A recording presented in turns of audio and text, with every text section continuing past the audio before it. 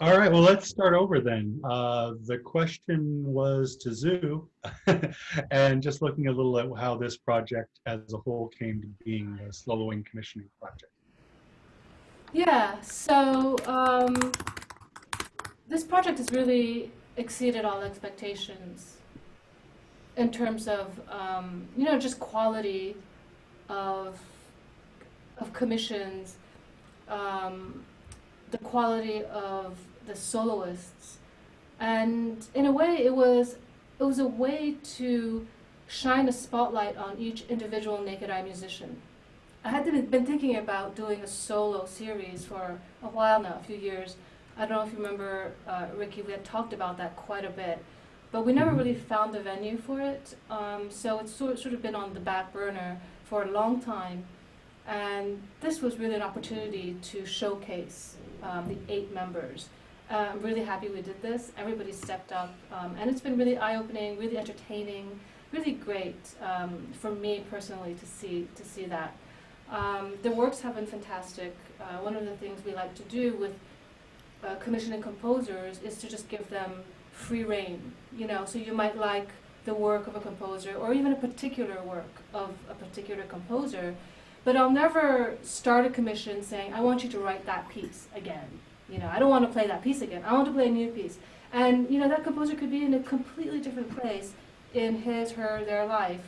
And so you never know what you're going to get. So there's a risk, obviously, inherent in each commission, which I'm very happy to take. And I think so far, Naked Eye has had a really great run of fantastic commissions.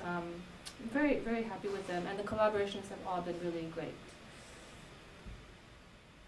Well, so speaking of collaborations, John, as a composer, working with a performer in this context where you're premiering a new work and you're not going to be in the room with them, and heck, in this case, Zoo's in Taiwan, you're in Boston. So how did that work out for you? Well, one thing I think helped a lot is that we'd worked together before. I'd written pieces or arranged pieces for Naked Eye Ensemble before, and my bass player duo Squonk had come and played with them a few years ago. Um, so Zuping and I, we already had a relationship. I already felt like I knew her playing pretty well. So that was super helpful. I think coming into something like this without knowing the performer very well would have been a lot more difficult. So as I was writing, I could picture her playing it, and I knew I could imagine who she was as a person and as a performer. Um, so I think that helped a lot with the process. Cool. I wanted to touch on one thing with both of you. The title, of course, is extremely provocative. Zoo, at the top of the show, or before his speech, you mentioned a little trepidation about the title. John, Zoo, both of you, how do you grapple with the concept of not just politics in music, but rather inflammatory politics in music? Do you want to take that, John? Sure, I can start with that. So I was back and forth with how to handle that. Part of me thought this could just be kind of the background inspiration for the piece. I don't need to make it explicit. Um, you know, it, could the piece just sort of function as an abstract piece without necessarily having that information there? Um, but for me, just given what inspired the piece, and given that there was this specific kind of lyric that was in my head that inspired it, I felt like I wanted to kind of take the risk of making it more explicit and sort of see what happened with that. And I think the jury's out on whether that's the right decision or not. And I'm sort of curious to hear um, Ju's thoughts on that as well. Well, we should take a poll. Yeah. Were people humming along? I guess in the beginning I should have just kind of played the melody and just said, "Oh, hum along." But these are the lyrics for this song. I just, it's my prudish background, so I don't really swear and I don't use that particular word. That's just me. I rarely Mhm. write it. I've been writing. The most I've ever actually written it down is to promote this show, frankly. And so, Yeah. I've been feeling that way, and I've been thinking it for the last 4 years. It's not really in my nature to say it explicitly, but it was in the forefront of my brain working on the piece and then playing it. I think there's something really cathartic about letting that word out and letting it permeate what I do, but with all that it means for me. Mm-hmm. So it's a word that maybe some people use every day in every sentence, and so for them it doesn't have a particular meaning. But for me, to go there is really to go there. That's not, I don't usually do that. So it was particularly powerful for me. It kind of gave me a license to just pull all the stops in this piece. Mm-hmm. Not to mention it's a pretty physical piece also. So the combination of really drilling down and concentrating on what I have to do physically, and then at the same time letting out and trying to explode, it really created that tension in me. I don't know how it came out, but there was a lot going on when I was playing, and plus playing it for the first time has all those, you know, emotions attached to it. But like I mentioned before I played it, I think the title, just as a practical thing, you know, for me to talk about it and to say it, I can see where it might be a problem for me. I haven't thought too much about it, but yeah, something there. Yeah, I mean, it's very interesting to hear you. I mean, I definitely felt what you're saying coming through in the performance. It was very intense, and I did feel that word in your playing. So it's interesting to hear you say that. I know what you mean about. I mean, I also. I'm guessing I probably swear more than you do, but it's also certainly in titling pieces, and certainly in my kind of composer persona, it's not a word I use, and certainly not directed at a person. So this was pretty unprecedented for me to have this kind of a title and to write this kind of a piece. But that said, this is also a pretty unprecedented time, and he's a pretty unprecedented individual. And I can't really think of any other person, for whom I would write this sort of piece. I think, and I don't expect to do it again, really. I think it's kind of a one-off scenario. Yeah, hopefully after. Yeah, and in terms of the title, I totally understand your reservations. What's that? Yeah, right. Yeah, people go vote. I mean, I did make the title just the oh, sorry, I think there's a little bit of a delay, possibly. Yeah. For the title, I did make it just the initial, just the letters rather than the full words, hoping that would make it a little bit more sayable. But I don't know if it does. I don't know either. I mean, I think the thing is with acronyms, you kind of have to explain them at some point. So either in program notes, I guess. Right. But then even if you condense it, it's still, and people do say the acronym, right? They do say those letters to mean the full word. Right. So anyway, I mean, that's just right. Detail. I think we had talked about when you sent me the piece and you sent a MIDI version of it. Actually, this was before I listened to the MIDI version. I thought I had these almost like these flashcards or these words or banners that popped into my head. And I think I mentioned to you that I actually went in and did a keynote. I was hoping to be able to. Yeah. But then I realized it's a lot of words. It's maybe a lot of too much information that the piece already has. If you just kind of drop in the grain, through your program notes or talking about it before you play, and saying this is a program because it has an actual very direct message, and maybe that's enough to direct people's attention or direct their listening experience. I can still see live doing something where there are visuals that actually aid or that channel what you actually want to say. For now, the way I see the piece as an abstract piece, it's like a ball of fire. So it's got this energy and it's got this really negative, strong, powerful energy.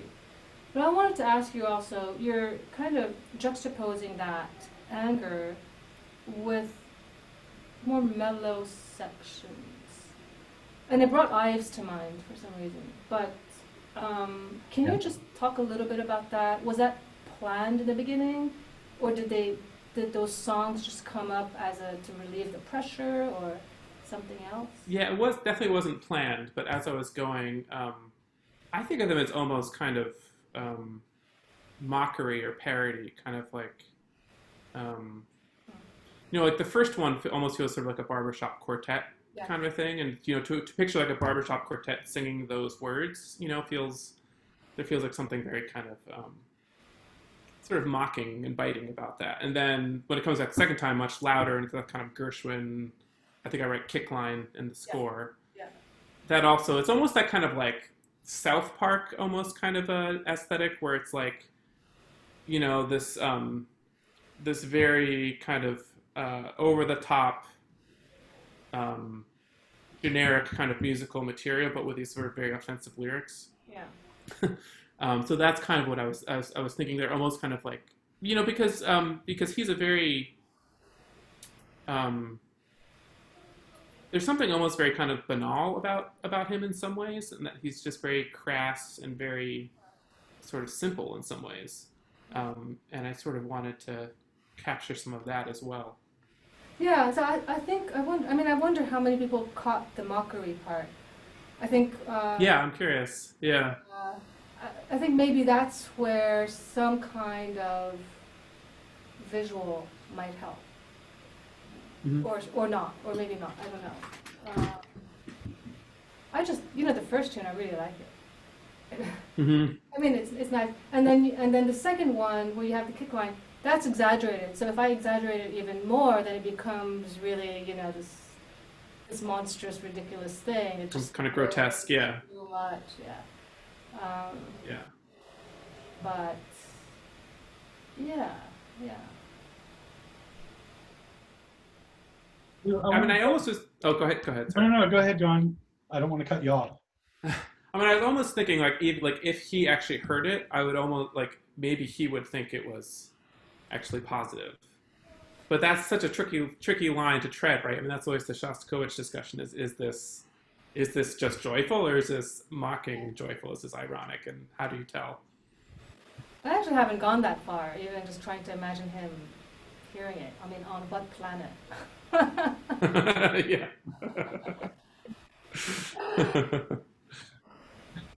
Yeah. I wanted to touch on something. When doing this kind of a concert, a streaming live event, knowing full well this is going to be that way, having seen a number of them leading up to it, what thoughts went into your mind in terms of how you were programming? You mentioned visual elements. The last piece, Teresa's, was really unique perspective to be able to see the piece performed from the inside of the piano. I was imagining being in the audience and not particularly as engaged in the performance as this medium allowed it to be so much more to me. Yeah. There are certain advantages to this medium. I mean, one of them is, people that are in different countries obviously can tune in. I've also reconnected with family and old friends, who are in different places and not able physically to come to a show anywhere on the East Coast. So there's that. I think that's, and what we can do is to provide the best quality live stream. It doesn't always go that well as we want, but the best possible sound, and to connect with people through what you do. I think that's very precious. It's something that you can't do without this. And the camera angles, yeah. I think as we get more sophisticated with all this equipment, my equipment just broke down immediately, like 30 minutes before the show. Everything went haywire, and you can plan so much, and then in the end, you just have to use what you have. And I think that goes to show that we're all amateurs at what we do, and it's very depressing, and it's a very scary thought that everything we do now is we're just kind of tinkering. We don't really understand fully what we're doing, but we just hope and pray that things will go well, and then so we can do what we actually know what to do, or know how to do. I think we're all in that kind of a limbo right now. We're crash coursing, we're cramming, how do you do this, how do you do that? And we all have this very superficial knowledge of things, and we kind of put things out there. So that's a scary part.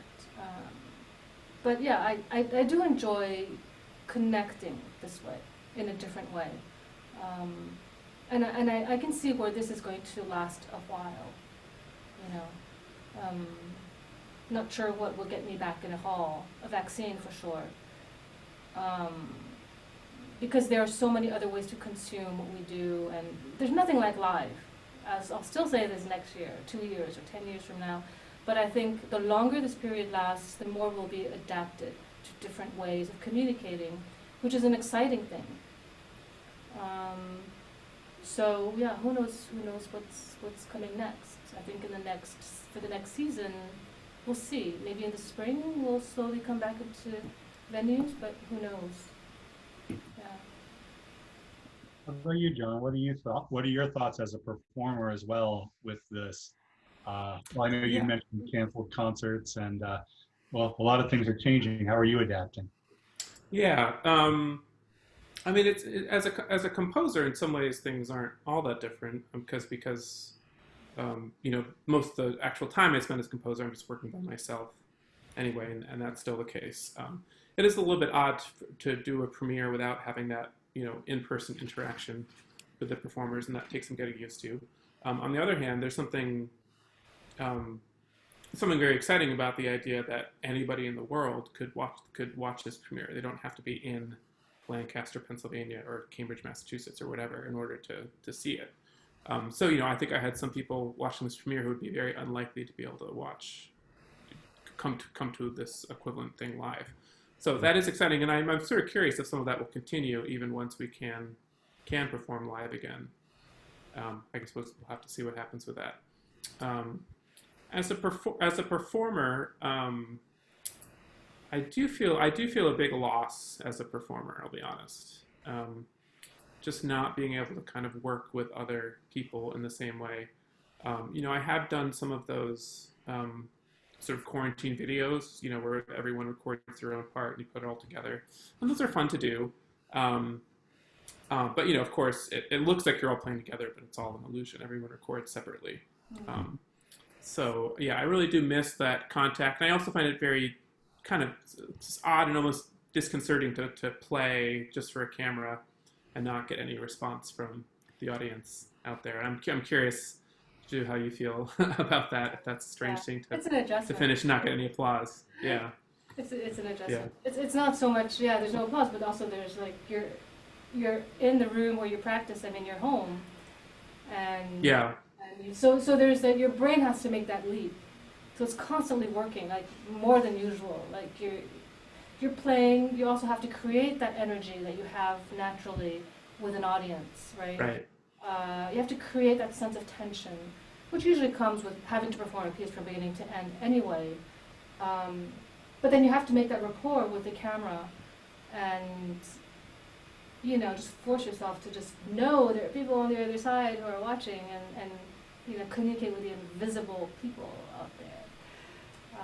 It's just like anything. It's a new language. It's a new thing that we were just... Yeah. Yeah, when you think about it, like people who do radio shows, I mean, they're doing that all the time and have been for years, right? You're talking to a void. Yeah, that could be millions of people, but you don't get any feedback from them. So. For sure. Yeah. Yeah, we're all radio jockeys now. Right, yeah. How are things in Taiwan? I know the numbers are next to non-existent, so are they looking at doing live events? I mean, are people going out as normal, or are they still hesitant? There are live events. A while ago, there was this orchestra that came, and then I think turns out the Australian violinist or something had COVID, and so they shut everything down. But I think there are live events happening. I think, like in schools, they're opening up the performance spaces. Recently, a few people managed to come in and not be, they weren't quarantined for some reason, and so they were able to go out into the cities and being positive and hang out with other people. So that happened last week, I think. And so since then, they've reinstated the mandatory masks, which is not a problem. It's fine. And we're still at 7 deaths, all told. A few hundred cases. I mean, it's really, you know, it's life is almost normal. Yeah. It's good. I mean, it's good. It's you know, it's better than in the States. And actually, fun fact, it's not actually fun at all for me, but I was scheduled to come back in September, and apparently my flight has been canceled. It just happened Sure. yesterday, so I don't know what's I don't know if it's the U.S. administration or if it's here. I don't know. I'll have to call, but that was really not great news for me yesterday. So we'll see. Mhm. Yeah. That's great. Yeah. Now, traveling is something that I do see friends, musicians who are out there traveling around, still working. It's I myself being very much shut in. It's weird to see folks who are taking that step. Tomorrow, I have to go to a doctor's appointment, and just having to go to a medical facility is, fear-inducing. Yeah. And it'll Yeah. take me a while to get used to the idea of being able to go out and not be, you know, taking my life in my hands. Right. And it's terrible to look out there and see how much that's not being considered a priority by so many people over here. It's crazy. Something that normal people, I think, don't understand. I rarely make generalizations. I think everybody's, different. We're all individuals. But when it comes to something like this, it just seems like common sense. And for me, there must be some kind of amazing remove for people to say, this is my liberty, this is my freedom, this is my right, not to wear a mask. Freedom without responsibility. Yeah, which is freedom for nobody. So, Exactly. yeah. I mean, I think that's what's going to prevent me from coming back to the States. I might be here forever. Yeah. I would stay away if I were you. There are worse places to be stuck in, but I have a life in the States. Yeah. I'd like to get back there. So, yeah, we'll see. But I wanted to ask you, John, what kind of projects do you have going on now? And what are you doing, and how are you doing? Sure. Yeah. Right now, I'm working on a reed quintet for Paradise Winds, which is a Phoenix-based reed quintet. And then after that, I'm going to be doing a set of solo saxophone pieces. Oh, cool. Sort of like groove studies is what the saxophonist wants, to try and teach classical saxophonists how to groove. Good luck. So that should be fun. Yeah. A lot of projects have been delayed. Hopefully not canceled, but delayed. A lot of things that were going to premiere this summer that have gotten pushed back indefinitely. Which is hard because as a composer, I always feel like it doesn't really feel like your piece is finished until you hear it performed live, like, because you don't really know if it works or not until it's out there in front of people. So there's this kind of thing of being in limbo, just kind of waiting for all these pieces to see the light of day. And that's one reason why this was such a nice thing, to have such sort of a quick turnaround between when the commission happened and when the performance was going to happen, and have at least one kind of sure thing this summer was really nice. Yeah, that's great. So there's that, and then in terms of performing, right before this all hit, I had just started up like a large bass clarinet ensemble here in Boston. So I had 15 bass clarinetists signed on for this ensemble. We had one rehearsal. Our second rehearsal was scheduled, I think, for March 30th. So of course, that did not happen, and we haven't met since. But we have made a few quarantine videos, which have been fun to do. So I don't really know when that will pick up again. We'll probably do another video from time to time for that. Are you still, is Squonk still doing stuff, or I haven't really heard? Yeah, I mean, we've been doing like one or two things a year on average. And we've actually done two quarantine videos since this hit, which were also fun to do. That's how I met you. I mean, that's how I knew about you, because I heard Squonk in San Francisco at the Old First. Oh, that's right. Yeah. And you played. Yeah. So Squonk is my bass clarinet duo with Jeff Anderley, who's a San Francisco-based bass clarinetist. Yeah. I wish we could do more. It's, we both have small children and we're living on opposite sides of the country, so it's hard to do more than a few things a year. But we do try to keep it alive. Yeah. Oh, that's good to know. Yeah. That was definitely a highlight. We really enjoyed playing with Naked Eye whenever that was, 2013 maybe. It's crazy. It seemed, yeah, 7 years ago. Very 14. early on. Yeah. Yeah. Um, that was a fun show. Yeah. We should do Yeah. something else sometime along those Yeah, lines. definitely.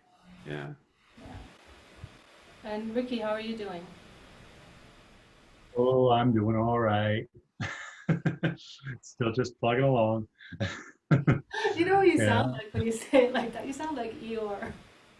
that's pretty much how I feel.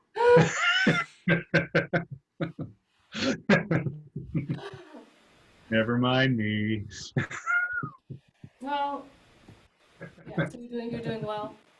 You're doing okay. Yeah, things are continuing to improve, and yeah, it's a long, slow process. But no, it was good to see everybody, and it's nice to catch up with John. I mean, John and I met for the first time at the Star Armory concert. Right. Way Yeah. Oh, that's right. That was our Yeah. very, very first concert as an electroacoustic band. That was back in 2000. Is that right? That was the first one? That was Wow. the very first one. Yeah. old history. Cool. We were just a tiny old acoustic band before that. Not much of a either. Yeah, that was the first one. Once you plug in, you can't unplug. It's important. Suddenly, all the effects and amplification and everything goes wild. Yeah. Yeah, we learned a lot just introducing plugged-in instruments. I can't say it's been smooth all along.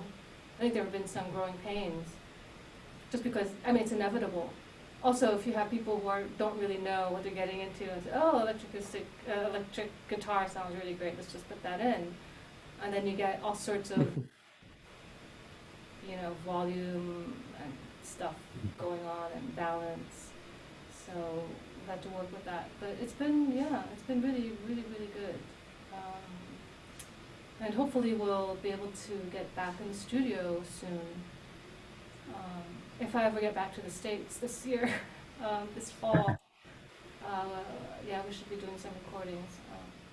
There's a ton of Yeah. great work. How are you thinking about the upcoming season with Naked Eye? Well, I'm thinking about it in terms of that we're not going to do live shows indoors. Although we did tentatively book one in the spring, but we'll see if that happens. But I'm thinking we're going to try to do some outdoor stuff before winter hits, and just little things. I know people are doing things outdoors. It's kind of the best way. I don't know how much we can do with winds. That can be a little problematic. But I think we can continue this idea of soloing. I was thinking maybe we can do reiteration of this, another round, maybe early spring, but maybe for duos, or small groups or something, or like a variation on this. We'll have to see. We have a commission in the works. It just started. Very exciting. A couple. So I think what we'll do is we'll just take things slow, and maybe perform the commissions one by one instead of doing a whole concert. So and hopefully we'll have a couple that are geared towards this medium, that are meant for this medium somehow. That can be performed live too, but that are meant for this space, and see how that goes. So it's a pretty mellow, introverted season. Yeah, and then Makes we'll see what sense. happens. It really, for me, it really depends on the vaccine. That's for me. That's the holy grail. Because without it, I mean, I don't know what we do. There's no guarantee. So Yeah. anyway, it's sort of like one day at a time. Well, thankfully, there's at least some good progress being made on that front from what I hear. So, Russia got it right. They're done. Well, that's what They nailed it. do you believe that? Would you take well, it? No, definitely not. No way. Well, well, my wife works in pharmaceuticals, and their company has had some very good results so far. They're at the monkey okay. testing, but it's at that stage it eradicates it completely. So That's great. very hopeful. that's great. Fingers crossed. I'm booking concerts for spring. Yeah. Yeah. Yeah. Are Hopefully. you optimistic about that? What are your feelings? Me personally, Yeah. I, you know, we're going at it optimistically as an institution. Um, I am I'm optimistic that late spring it could be very possible that a vaccine has been administered and is available. Early, I'm much less confident that we can get it together and ready for distribution. So I've been trying to push people as far back as I can. A handful of them have asked for February. I kind of look at that as, we might be live streaming. Oh, I see. But we'll see. Not I'm going to enough make the time. call. Right. Yeah, I'm going to make the call when we get there. Okay. And for the moment, we're going to assume that either we're going to be fine, or at least the safety measures will be in place to do that, whether that be outdoor concerts or, other elements. It may be just that we do the concert to no audience and stream it out. There's all sorts of things to consider. Right. But after canceling everything for spring and fall this year, um, as soon as I can get musicians working again, the better for everyone Yeah. in terms of the effect that this is having. And because live streaming doesn't have the same value in the context I'm looking for, it's a tough one to argue for Sure. uh, versus cancellation. I don't want to cancel. Yeah. We should probably wrap this up. John, do you have any last thoughts? Mostly just I want to thank you for just bring so much passion and intensity to the piece. It's like exactly what I was hoping it would bring out of you and what you would bring to it. So thank you. Yeah. Thank you. And Ricky, thanks for doing this. Thanks for stepping in. Sorry, we can get the audio working right away. Yeah, no problem. So thank you all for joining us. And we have two more Thursday premieres. Next week will be Nick Dukowski and our percussionist Darren Lynn. You don't want to miss that. Thank you and see you later. Bye. Thank you.